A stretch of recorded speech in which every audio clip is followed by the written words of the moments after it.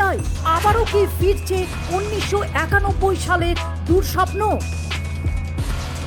অর্থনৈতিক চকচকের মুখোশে বড় ফাটল, মোদী সরকারের অর্থনীতি নিয়ে বড় প্রশ্ন। বিশ্বমঞ্চে ভারতের অর্থনৈতিক উত্থানের জয়গান, বিশ্বের দ্রুততম বর্ধনশীল বড় অর্থনৈতিক তকমা। কিন্তু সেই ছবির আড়ালে কি অন্য কোনো বাস্তবতা?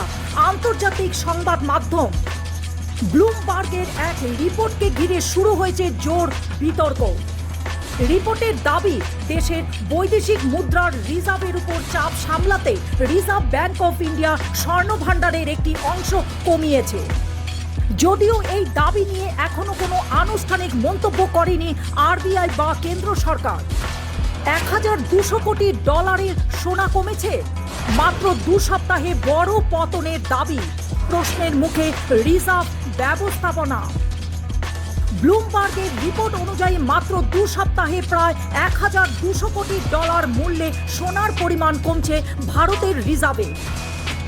যদিও এই তথ্য সঠিক হয়, তাহলে প্রশ্ন উঠছে, অর্থনৈতিক এখন শক্তিশালী বলে দাবি করা হচ্ছে, এখন স্বর্ণ ভাণ্ডার কমানোর প্রয়োজন কেন?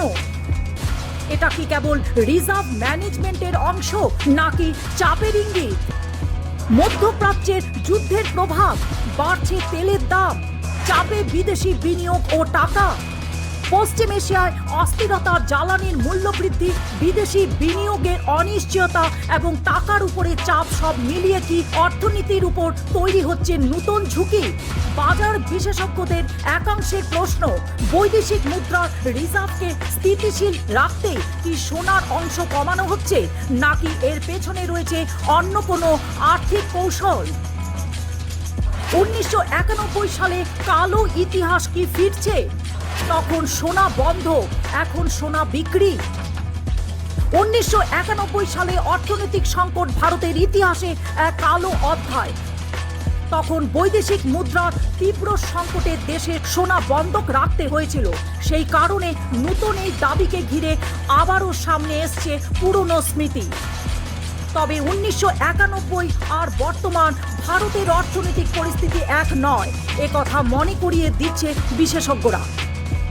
একদিকে কেন্দ্র সরকার স্পষ্টভাবে জানিয়েছে ব্লুমবার্গের রিপোর্টের দাবি ভিত্তিহীন এবং বিভ্রান্তিকর।